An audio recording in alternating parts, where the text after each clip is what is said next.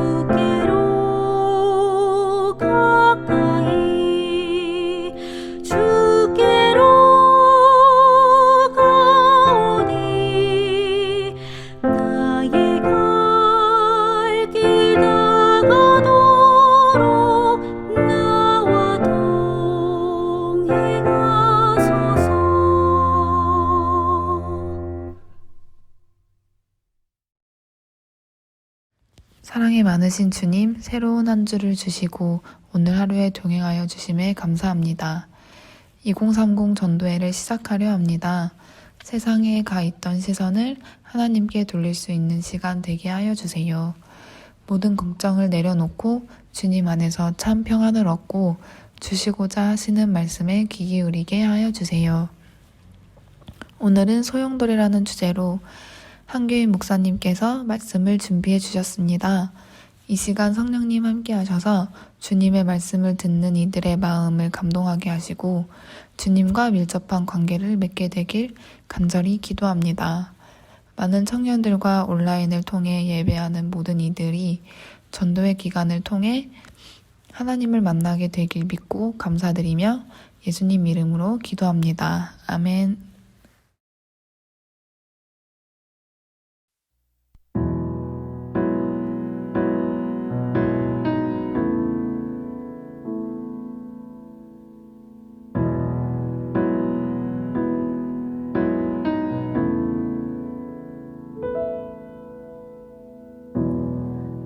따스한 성령님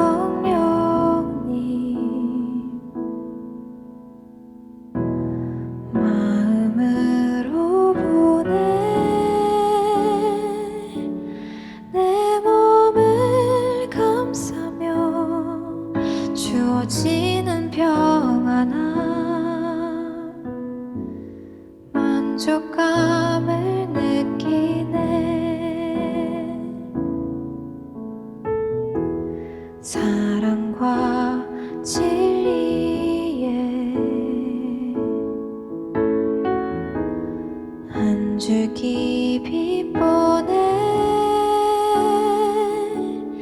내 몸을 감싸며 주어지는 평안함 만족감을 느끼네. 부르신 곳에서 나는 예배하네. 어떤 상황에도 나는 예배하네. 부르신 곳에서 나는 예배하네. 어떤 상황에도 나는 예배하네.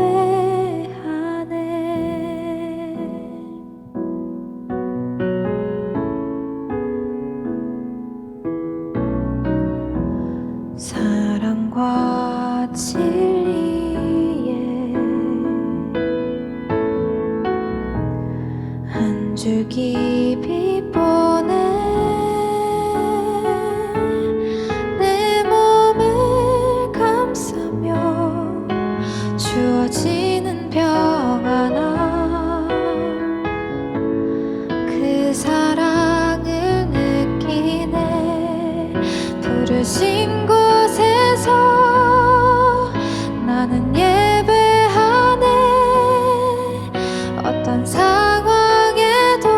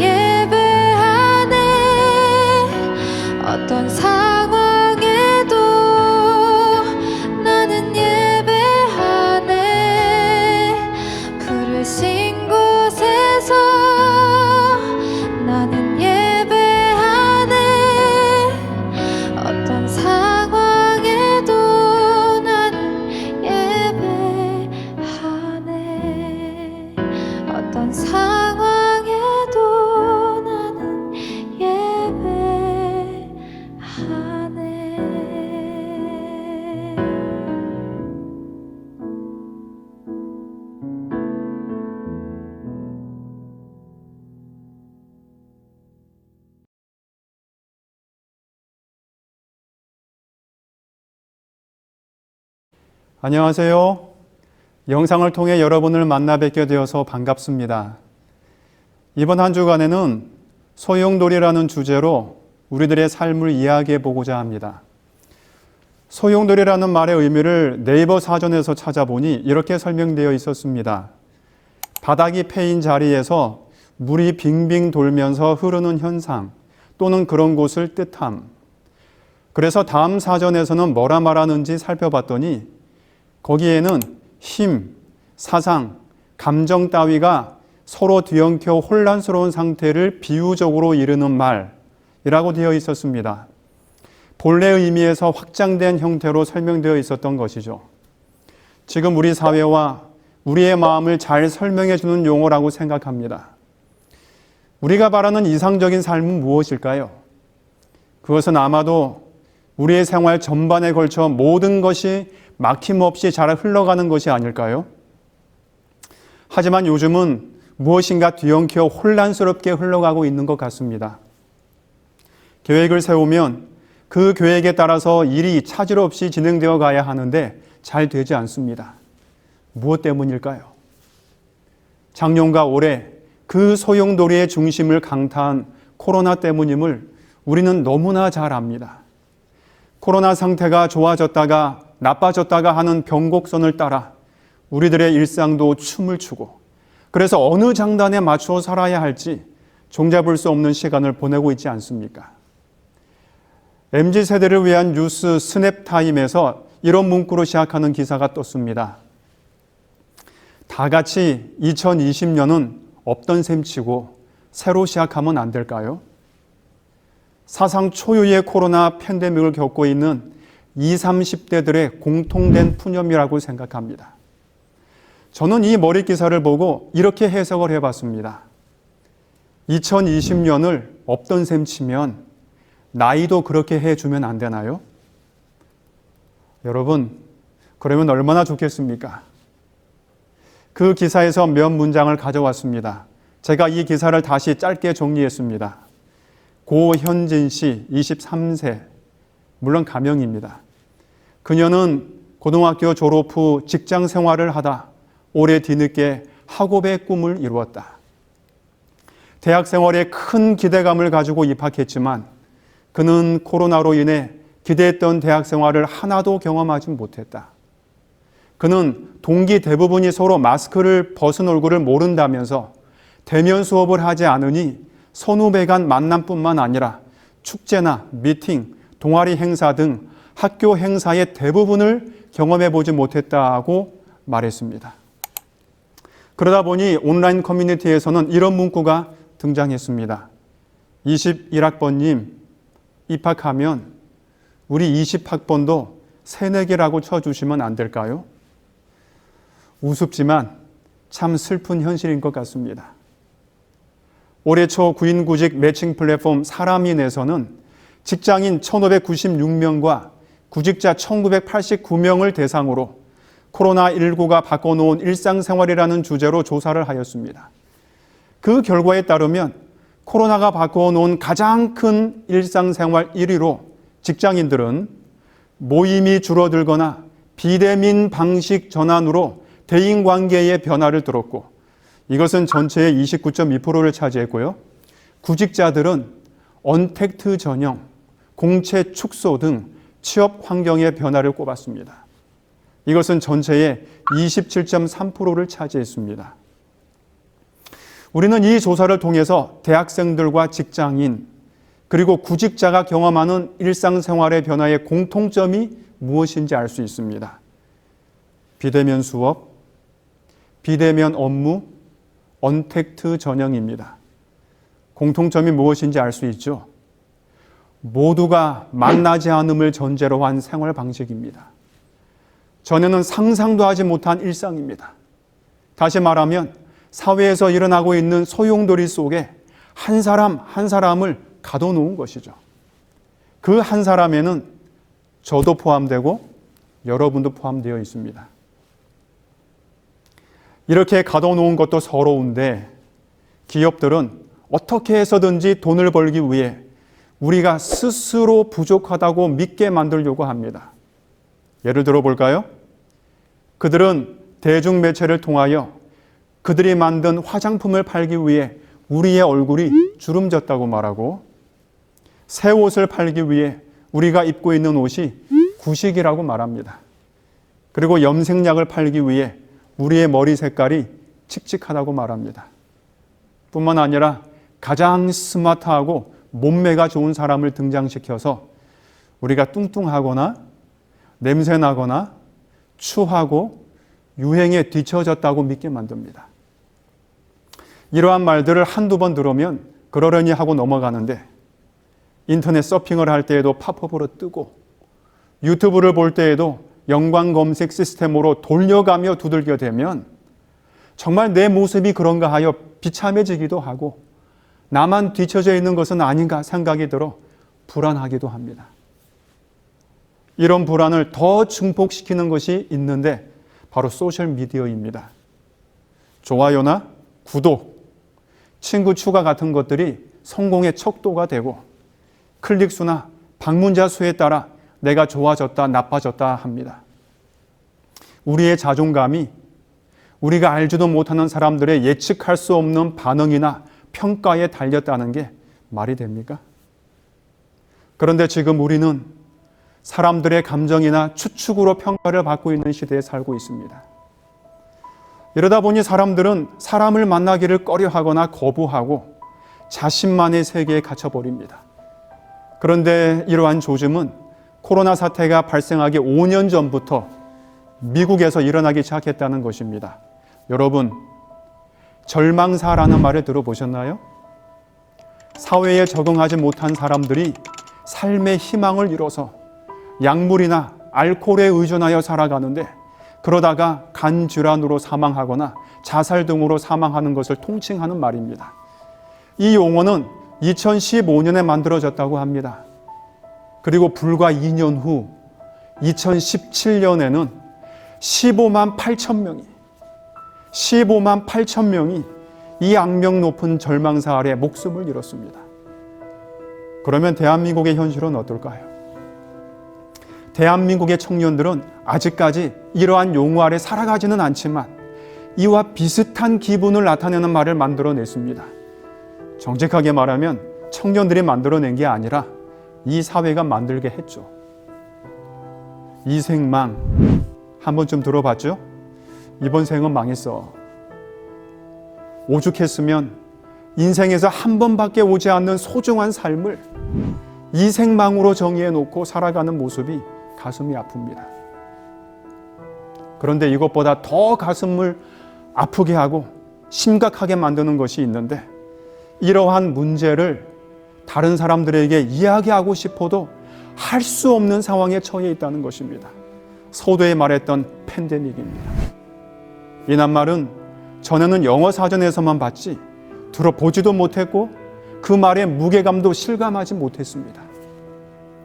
우리는 비대면, 언택트 상황에 함몰되어 사람들과의 만남이 차단된 채 온기 하나 없는 차가운 구리선이나 와이파이에 의지해서 가상에서 만나는 곳으로 만족해야 하는 삶을 살고 있습니다. 격리된 삶, 사람의 얼굴은 볼 수 있지만 따뜻함을 느끼지 못하고, 목소리는 들리지만 차가운 전화기나 스마트폰에 의지하는 현실입니다. 혼자서는 도저히 해결할 수 없는 수많은 문제들의 인생 교차로에 홀로 남겨졌다고 생각될 때 우리들은 어떻게 해야 할까요? 한 포털 사이트에는 젊은이들의 절규를 이렇게 표현하고 있습니다. 오늘날과 같은 시대에 20대로 살아간다는 게 어떤 것인지 알게 해주세요. 오늘날과 같은 시대에 30대로 살아간다는 게 어떤 것인지 알게 해주세요. 다른 사람들은, 다른 친구들은 목표를 향해 숨가쁘게 달려가는데 나 자신은 어느 길을 가야 할지 선택할 시간도 없이 일단 걷고 봐야 하는 현실 아닙니까? 걸으면서 생각해 보면 내 주위에는 아무도 없다는 것을 알고 더 깊은 소용돌이로 빠져드는 상황이 우리들을 더 좌절하게 하는 것입니다. 그래서 우리도 속으로 외칩니다. 오늘날과 같은 시대에 홀로 남겨진 내가 이 시대를 살아간다는 것이 어떤 것인지 알게 해주세요. 여러분, 성경에서도 이러한 문제로 고민을 한 사람이 있었습니다. 사회적인 편견과 조롱, 그리고 병마의 소용돌이 속에서 홀로 살아야 했던 사람이었습니다. 여러분, 혈류증이라는 말을 들어보셨나요? 여인에게 생기는 병으로서 한번 하혈을 하면 멈추지 않고 출혈이 지속되는 부인병을 의미합니다. 이것은 몸에 고통을 주는 몹쓸병으로 끝나지 않고 그 당시에는 사회적으로, 종교적으로, 정신적으로 헤어나오지 못할 만큼 엄청난 고통을 주는 병이었습니다. 예수님이 살았던 당시의 피는 사회적이든 종교적이든 부정한 것으로 간주되었습니다. 그리고 그 당시 부정한 것으로 간주되면 격리되어 떨어져 살아야 하는데 심한 정도에 따라서 그 기간이 정해져 있었습니다. 따라서 이 여인이 혈류증에 걸렸다는 말은 가족 간의 단절을 의미했고 친구 간에도 단절을 의미했습니다. 성경은 이런 생활을 그녀가 12년 동안이나 했다고 말합니다. 신약 성경 마가복음 5장 25절에는 12회를 혈류증으로 알아온 여자가 있어. 이렇게 시작을 합니다. 그러면 그녀는 적어도 12년 동안 사회적으로 단절되어 홀로 지냈다는 이야기가 됩니다. 우리는 1년 반 정도에도 이런 생활이 이렇게 답답한데 그녀는 12년 동안 그러한 삶을 살아왔다는 것입니다. 절망사라는 용어가 성경 당시에도 있었다면 그 주인공은 바로 이 사람이었을 것입니다. 소셜미디어 시대에 살았다면 좋아요나 구독, 친구 추가는 꿈도 꿀 수 없었을 것이고 오히려 그녀의 삶 전체는 악플로 가득 찼을 것입니다. 그래서 이 여인은 먼저 자신의 몸부터 고쳐야겠다고 생각해서 여러 의사를 찾아다녔습니다. 하지만 그녀가 받은 진단은 불치의 병이라는 말뿐이었습니다. 절망이라는 단어의 의미를 모르는 사람도 이 여인을 보면 금방 그 단어의 뜻이 무엇인지 알 수 있었습니다. 그러던 중 이 여인은 예수님이 자신이 사는 마을에 오신다는 소식을 들었습니다. 평생을 살면서 예수님을 만날 수 있는 기회가 몇 번이나 올까? 이 여인은 생각했을 것입니다. 그리고 그 여인은 그 기회를 놓치지 않고 그분의 옷자락만이라도 잡아야겠다고 생각했습니다. 워낙 사람들과 혼자 떨어져 살았던 여인이라 사람을 만나 대화할 용기가 나지 않았던 것일지도 모릅니다. 그저 사람들이 그분 주위를 맴돌면서 웅성거릴 때 그 혼란한 틈을 타서 그분의 옷자락만이라도 만지기로 했던 것입니다. 그리고 실제로 그 여인은 예수님의 옷자락을 붙잡았고 여인의 몸에서는 기적같이, 정말 기적같이 피의 흐름이 멈췄습니다. 여인은 고침을 받았고 예수님은 그 능력이 자신에게서 나간 것을 알았습니다. 이 지점에서 이야기를 종결 짓는다 해도 하등 이상할 것이 없습니다. 왜냐하면 문제가 해결되었기 때문입니다. 하지만 예수님은 사람들 앞에서 누군가가 자신의 옷자락에 손을 댔다고 거듭 말씀하셨습니다. 결국 여인은 입을 열었습니다. 성경은 그 상황을 이렇게 기록합니다. 여자가 자기에게 이루어진 일을 알고 두려워하여 떨며 와서 그 앞에 엎드려 모든 사실을 여쭈니. 맥스 루케이도 목사님은 그의 책 맥스 루케이도와 함께하는 행복 연습에서 이 사건을 이렇게 묘사합니다. 제가 다시 정리해 보았습니다. 여인의 입장에서 생각해 보자. 누군가가 자신의 이야기를 들어준 것이 얼마만인가. 예수님은 시간을 내어 그녀의 이야기를 들어주셨다. 그래서는 안 되는 이유가 있었음에도 그렇게 하셨다. 일행이 그분을 기다리고 있었고 도시의 지도자들이 서 있었다. 죽어가는 소녀와 그녀의 가족이 애타게 그분을 기다리고 있었고, 사람들이 서로 밀쳐댔고, 제자들은 고슴도치처럼 신경이 곤두선 채로 군중들을 진정시키고 있었다. 그런데도 예수님은 하던 일을 멈추고 그녀의 말에 귀를 기울이셨다. 그렇게까지 하실 필요가 없었다. 여인은 예수께로부터 병이 치료되는 소원을 이루었고, 예수님은 그녀를 낫게 해주셨다. 그러나 예수님께는 충분하지 않았다. 예수님은 병을 고쳐주는 것 그 이상의 무언가를 하고 싶으셨다. 예수님은 이 여인에게서 사회적인 고립감과 외로움, 그리고 그녀의 존엄성을 회복시켜 주시고 싶으셨다. 그뿐 아니라 예수님께서는 이 여인이 결코 잊을 수 없는 말씀을 하셨다. 그것은 바로 그녀를 따라라고 부르신 것이다. 예수님께서 여인을 그렇게 부르신 것은 성경 전체를 통틀어 이때가 유일하다. 따라, 내 믿음이 너를 구원하였으니 평안히 가라. 사회학에서는 사회적으로 고립되어 외로움을 느끼는 사람들의 특징 가운데 하나가 그들의 삶에서 사회 안전고리가 없어졌다는 것입니다.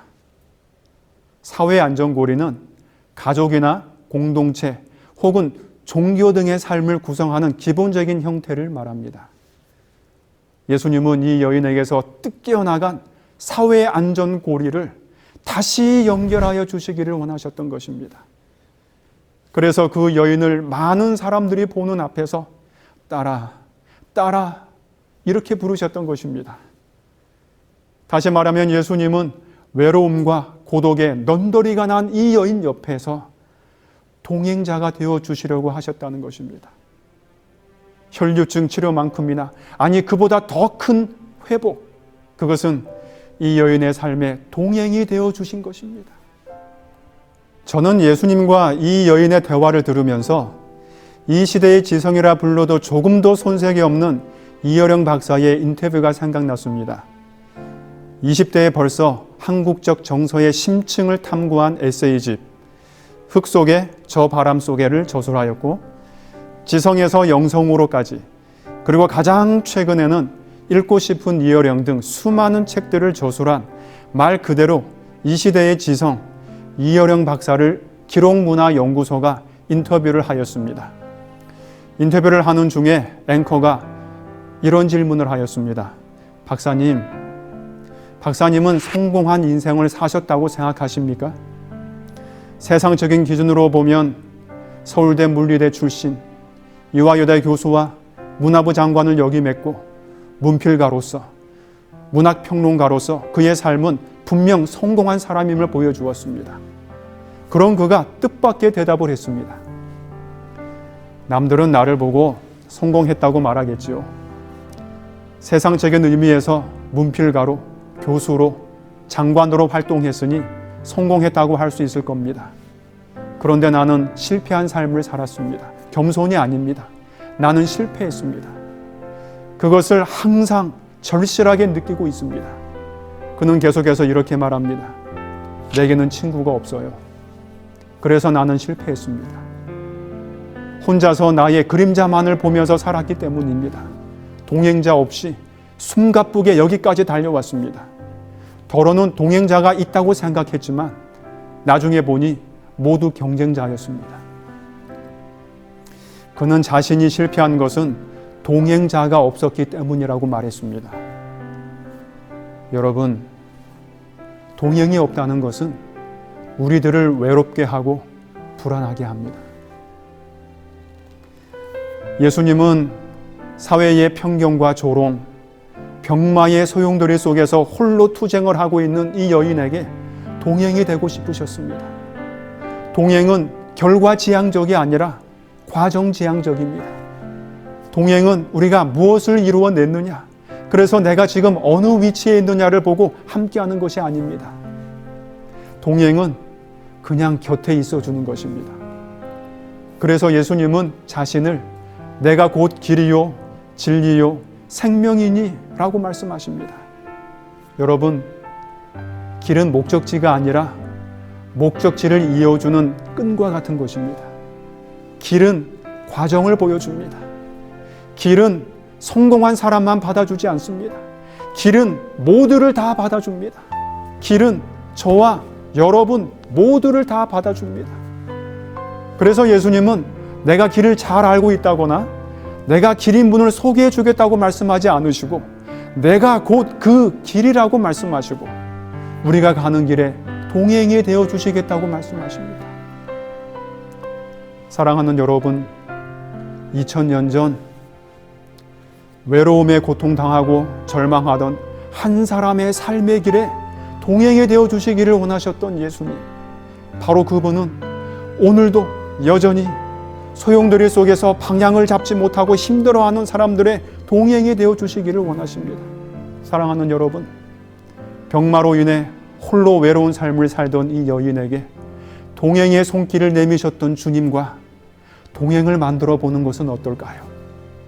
그 외로움이 무엇이든, 그 절망이 무엇이든, 그 아픔이 무엇이든 이번 한 주간 아직 결정되지 않은, 그래서 완성되지 않은 나의 삶의 길에 동행을 만들어 보시기를 간절히 바랍니다.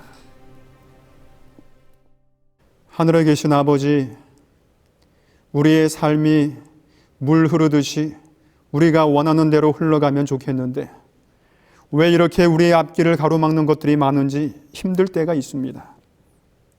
흘러가는 우리의 삶이 갑자기 나타난 돌멩이 하나 때문에 원하지도 않는 방향으로 틀어질 때 우리는 어디로 방향을 잡아야 할지 모를 때가 많습니다. 때로는 친구에게 말할 수가 없어서 혼자 씨름하다가 기회를 놓치고, 기회를 놓치다 보니 또 제자리일 때가 한두 번이 아닙니다. 이런 일이 계속되다 보니 위축되어 웅크릴 때가 많습니다. 하지만 주님께서 우리 곁에 동행이 되어 주시기를 원하시니 용기를 내어 보려고 합니다. 우리의 머뭇거리는 발걸음 옆에서 길이 되어 주시는 주님을 붙잡을 수 있도록 힘을 주시옵소서. 그리하여 우리들도 주님 곁에서 우리가 원하는 것을 이루는 자가 되게 하여 주시옵소서. 예수님의 이름으로 간절히 기도하옵나이다.